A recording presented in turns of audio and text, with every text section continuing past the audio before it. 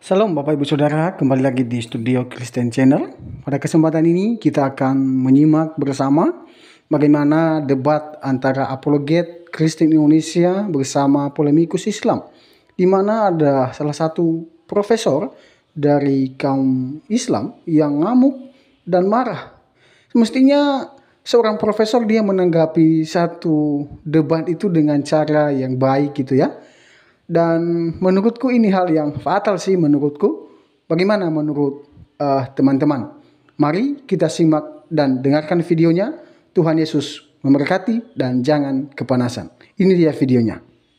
Tapi umat Islam mau bunuh pun nggak apa-apa kok. Kalau kau menghina Islam, menghina Al-Quran. Ini debat akademik, Profesor.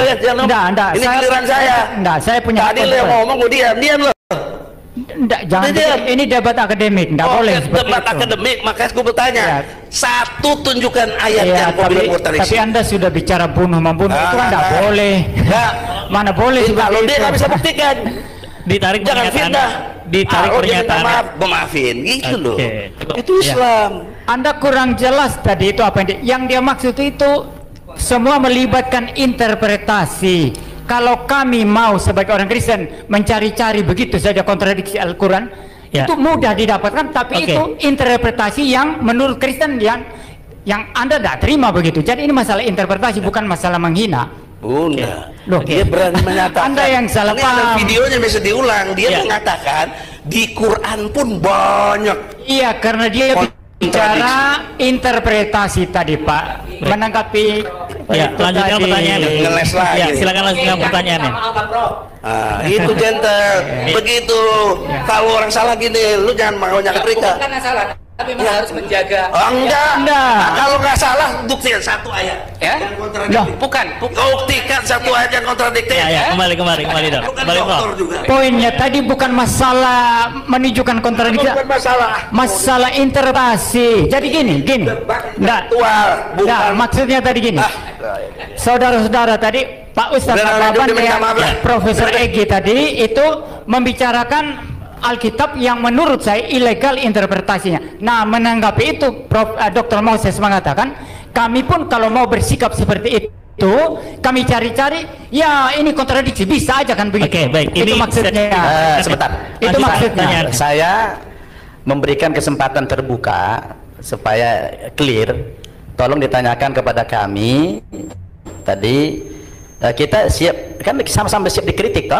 Ya, baik. Silakan ditanyakan nanti, kan ada waktu bertanya nih. Saya minta menunggu pertanyaan daripada Dr. Moses, di mana ayat-ayat yang kontradiksi di dalam Al-Quran. Kan dari tadi ayat. Baik. Satu aja nggak apa-apa. Maaf, harus kembali ke moderator lagi. Ya, baik. Waktu pertanyaan sudah selesai 10 menit. Sudah, Bang. Prof.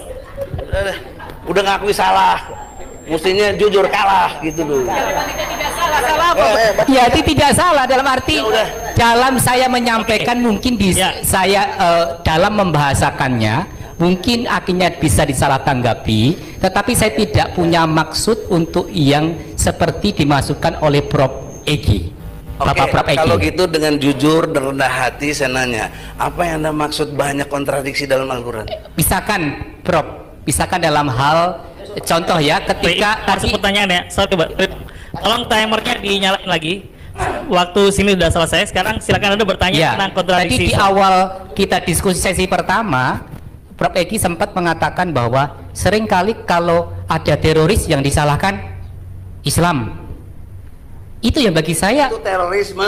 Ya itu maksud saya, berarti kan karena ada ketidakpahaman dalam memahami atau salah dalam memahami sehingga akhirnya mengklaim kalau teroris pasti Islam. Itu yang saya tidak mau, karena memang belum tentu teroris itu adalah umat Islam. Itu contoh, bukan ayat Quran. Mana ayat Quran yang kata lo ada kontradiksi? Bukan begitu, Prof. Belok balik aja, Bro.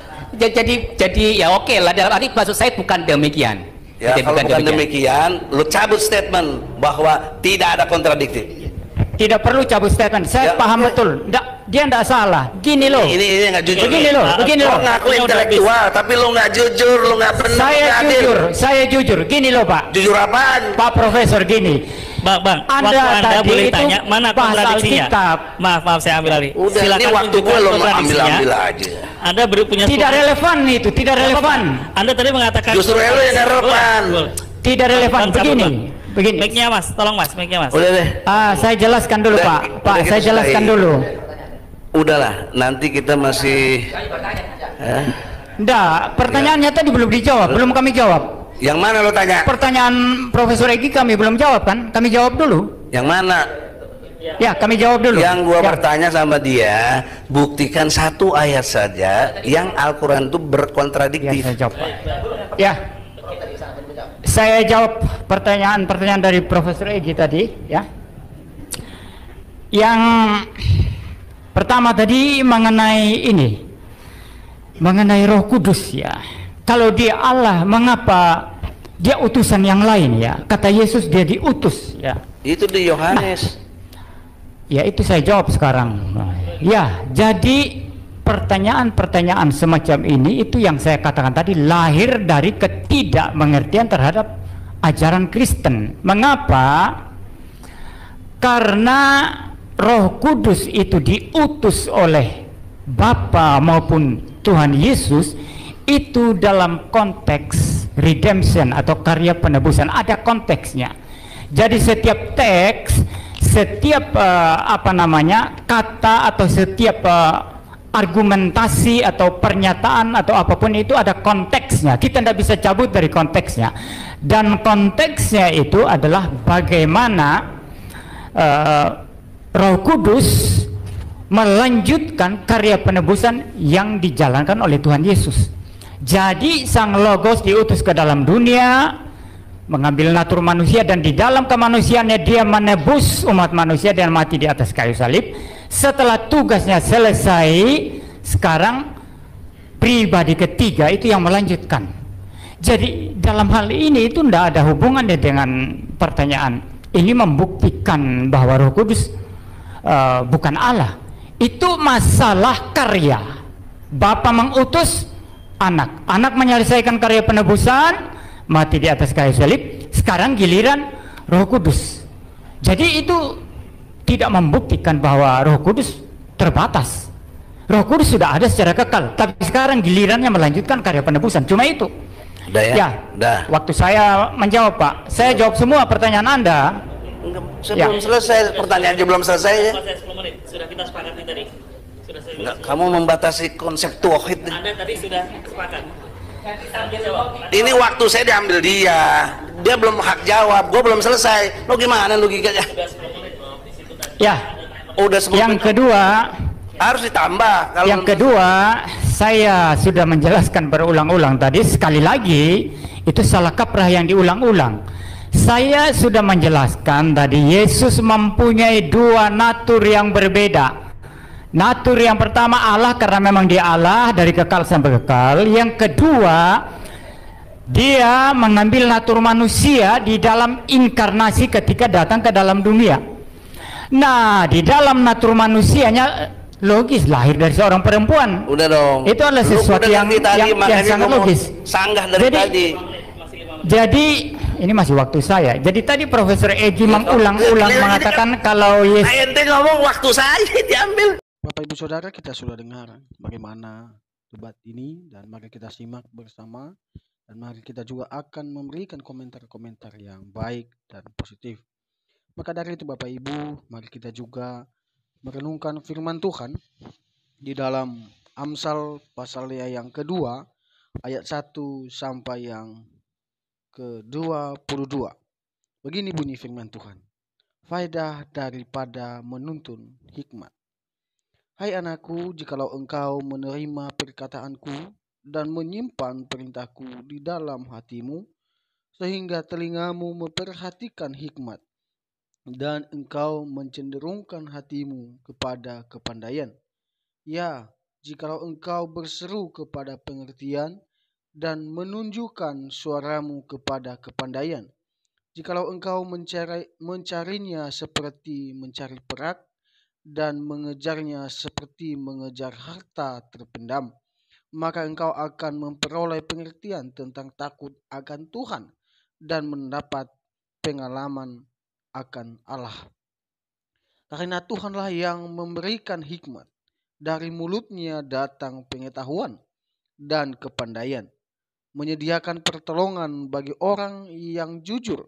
Menjadi perisai bagi orang yang tidak bercela lakunya. Sambil menjaga jalan keadilan dan memelihara jalan orang-orangnya yang setia. Maka engkau akan mengerti tentang kebenaran, keadilan, dan kejujuran. Bahkan setia jalan yang baik. Karena hikmat akan masuk ke dalam hatimu dan pengetahuan akan menyenangkan jiwamu. Kebijaksanaan akan memelihara engkau, kepandaian akan menjaga engkau, supaya engkau terlepas dari jalan yang jahat, dari orang yang mengucapkan tipu muslihat, dari mereka yang meninggalkan jalan yang lurus dan menempuh jalan yang gelap, yang bersuka cita melakukan kejahatan, bersorak-sorak karena tipu muslihat yang jahat, yang berliku-liku jalannya dan sesat perilakunya, supaya engkau terlepas dari perempuan jalang, dari perempuan yang asing, yang licin perkataannya, yang meninggalkan teman hidup masa mudanya dan melupakan perjanjian Allahnya. Sesungguhnya rumahnya hilang, tenggelam ke dalam maut, jalannya menuju ke arwah-arwah. Segala orang yang datang kepadanya tidak balik kembali dan tidak mencapai jalan kehidupan. Sebab itu, tempuhlah jalan orang baik dan peliharalah jalan-jalan orang benar. Karena orang jujurlah akan mendiami tanah, dan orang yang tak bercelalah yang akan tetap tinggal di situ. Tetapi orang fasik akan dipunahkan dari tanah itu, dan pengkhianat akan dibuang dari situ. Demikian jauh kebenaran firman Tuhan, Bapak Ibu, dan biarlah hikmat dari Tuhan menyertai, menuntun kehidupan kita. Marilah kita menjadi berkat untuk orang-orang yang ada di sekeliling kita. Dan mari kita saling mendoakan, saling mendukung satu dengan yang lain. Sampai jumpa di video-video berikutnya, dan Tuhan Yesus memberkati kita sekalian.